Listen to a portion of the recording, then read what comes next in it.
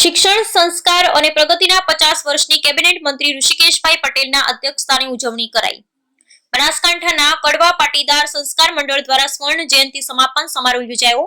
Karnavat high school Palanpur ખાતે શ્રી બનાસકાંઠા કડવા પાટીદાર સંસ્કાર મંડળ પાલનપુર દ્વારા આયોજિત સ્વર્ણ જયંતિ સમાપન સમારોહ તથા સ્મરણિકા ગ્રંથ વિમોચન કાર્યક્રમનું આયોજન રાજ્યના કેબિનેટ મંત્રી ઋષિકેશભાઈ પટેલના અધ્યક્ષસ્થાને તથા જિલ્લા પ્રભારી મંત્રી બલવંતસિંહ રાજપૂતની વિશેષ ઉપસ્થિતિમાં કરાયું હતું। આ કાર્યક્રમમાં કડવા પાટીદાર સંસ્કાર મંડળ પાલનપુર દ્વારા શિક્ષણ સંસ્કાર અને પ્રગતિના 50 વર્ષની ઉજવણીના ભાગરૂપે આયોજિત કાર્યક્રમમાં બનાસકાંઠા ખાતે પાટીદાર સમાજની વિવિધ શૈક્ષણિક સંસ્થાઓની સિદ્ધિઓ અને આયોજન અંગે માહિતી અપાઈ હતી। આ કાર્યક્રમમાં મંત્રી શ્રી ઋષિકેશભાઈ પટેલે જણાવ્યું હતું કે બદલાતા સાંપ્રત સમયની સાથે શિક્ષણની પદ્ધતિઓ પણ બદલાઈ છે। 1971 માં પાટીદાર સમાજ દ્વારા શિક્ષણ ક્ષેત્રે રોપેલું કર્ણાવત સંસ્થાનું બીજ આજે વટવૃક્ષ બન્યું છે। તેમણે કહ્યું કે વડાપ્રધાન શ્રી નરેન્દ્રભાઈ મોદી 2047 માં વિકસિત ભારતનું જોયેલું સ્વપ્ન આપણે સૌ કોઈએ સાથે મળી પૂર્ણ કરવાનું છે। તેમણે વિદ્યાર્થીઓને કૌશલ્યવર્ધન, ગુણવત્તાયુક્ત અને રૂચિ આધારિત શિક્ષણ આપવાની વાત કરી। તેમણે કહ્યું કે સરકારશ્રીએ લોકોની સુખાકારી માટે અનેક યોજનાઓ અમલી બનાવી છે। આ યોજનાઓ થકી સરકારશ્રીએ સમાજના છેવાડાના વ્યક્તિઓને સશક્ત અને પગભર બનાવ્યા છે। બનાસકાંઠા જિલ્લાના પ્રભારી મંત્રી બલવંતસિંહ રાજપૂતે જણાવ્યું કે આજના આધુનિક યુગમાં સમયની સાથે કદમ મિલાવી અને સમાજમાં સર્વાંગી વિકાસ તરફ આગળ વધવું જોઈએ। સરકારશ્રીના પ્રયત્નોથી ગુજરાતમાં અનેક કંપનીઓ સ્થાપિત થઈ છે, જેના થકી સ્થાનિક રોજગારીમાં નોંધપાત્ર વધારો થયો છે। વિશ્વની અગ્રણી કંપનીઓ સાથે ગુજરાતમાં આજે સમગ્ર સેમિકન્ડક્ટર ઇકોસિસ્ટમના વિકાસનું સાક્ષી બની રહ્યું છે।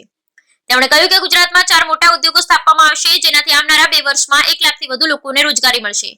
1990 પછી પાટીદાર સમાજે પણ શિક્ષણમાં પ્રગતિની હરણફાળ ભરી છે। આજે ધંધા અને રોજગાર સાથે સમગ્ર વિશ્વમાં ફેલાયેલો પાટીદાર સમાજ દરેક સમાજને સાથે લઈ પ્રગતિ સાધી રહ્યો છે।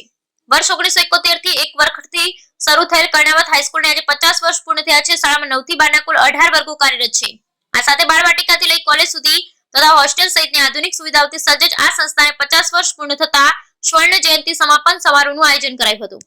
આ કાર્યક્રમમાં ધારાસભ્ય શ્રી અનિકેત ઠાકર, સંસ્થાના પ્રમુખ શ્રી કેશવરભાઈ કર્ણાવત, વિશ્વ ઉમિયા ફાઉન્ડેશનના પ્રમુખ શ્રી આરપી પટેલ, પાટીદાર સમાજના અગ્રણી સહિત બહોળી સંખ્યામાં લોકો ઉપસ્થિત રહ્યા હતા। Bureau report Ramjibhai Raygur. અહીંયા પણ એક વીઘાના દાન વડે આ સંસ્થાની શરૂઆત અને લગભગ 15 જેટલી નાની મોટી સંસ્થાઓ આની સાથે જોડાઈ છે, પરંતુ આવતા સમયના સાથે દોડવાની તૈયારી પણ આપણી હોવી જોઈએ। મારી આ સમયે વિનંતી છે કે આવતો સમય પારખી ઉમિયા માતા એકલા જ નહીં, લેવા પાટીદાર, કડવા પાટીદાર અને સમગ્ર સનાતની સમાજ આપણે હિન્દુ સમાજનો એક ભાગ ગણી કદાચ આપણે આગળ આવી ગયા છીએ।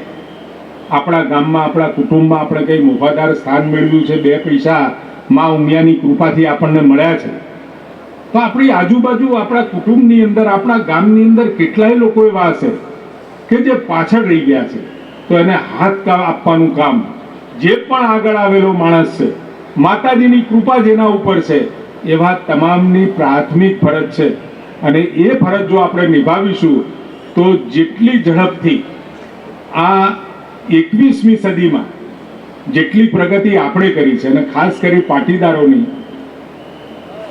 પ્રગતિનો જો સમય ગણું તો લગભગ 90 પછી, 1990 પછી ઝડપથી એના વિકાસનો વેગ એ પ્રવેગમાં પલટાવવાનું કામ 90 પછી થયું છે।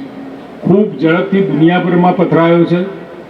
દેશ અને રાજ્યની અંદર પણ એનું આગવું અને મહત્વનું સ્થાન એને પ્રાપ્ત કર્યું છે, પરંતુ બધા જ સમાજને સાથે લઈને ચાલવાની એ લીડરશિપ જો કોઈનામાં હોય તો એ પાટીદાર સમાજમાં આપણે બનાવેલી શૈક્ષણિક સંસ્થાઓ આજે અન્યત્ર સમાજના સૌ છોકરાઓ તાલીમ લઈ રહ્યા છે। ત્યારે મારા વિનંતી છે કે ફરીથી એકવાર સૌ સાથે મળી અને શિક્ષણ સાથે, અને શિક્ષણ એ આપણા સનાતની સંસ્કૃતિમાં એ સેવાનો ભાવ ગણ્યો છે, આરોગ્ય અને સેવાનો ભાવ ગણ્યો છે, ત્યારે સેવા ભાવ સાથે આપણે સૌ આગળ વધીએ।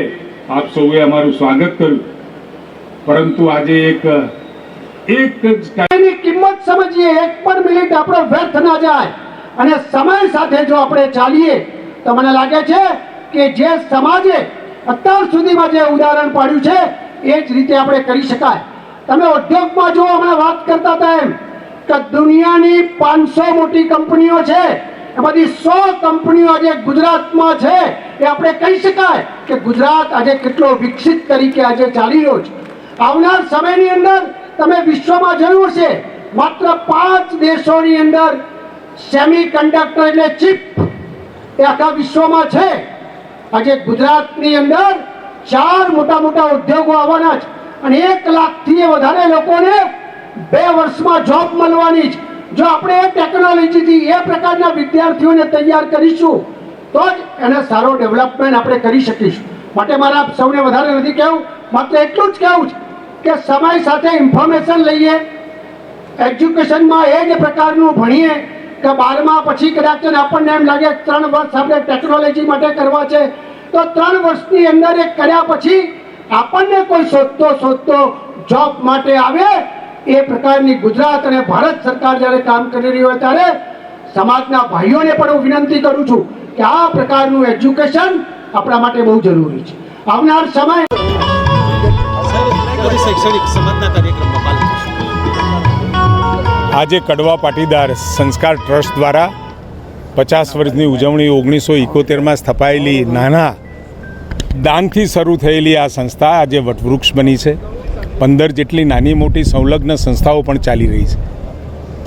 એટલે આ સફરની અંદર ઘણા બધા પડાવો આવ્યા હોય એને એક પુસ્તક સ્વરૂપે સ્મરણાંજલિના સ્વરૂપે એક પુસ્તકનું વિમોચન અને સાથે સર્વ સમાજને ભેગો કરો અને યુવાનોના માટે આવતા સમયમાં કેવી રીતે એ લોકોને કૌશલ્યવર્ધક બનાવી શકાય, કઈ રીતે નવી દિશા આપી અને 21મી સદીના અનુરૂપ એ વિદ્યાર્થીઓને ઘડી શકાય એ માટેનો આજનો કાર્યક્રમ. અને ખૂબ હું એવું માનું છું કે બનાસકાંઠા માટે આ શિક્ષણ ક્ષેત્રે 50 વર્ષ કાપતી સંસ્થા માટે ખૂબ એક આ પડાવ છે. હજુ પણ આની પ્રગતિ ચાલુ રહે એવી મારી શુભેચ્છા છે. સાહેબ, બોટાદની ઘટના બાદ સરકાર એવી કઈ સિસ્ટમ ડેવલપ કરશે જેથી બાળકો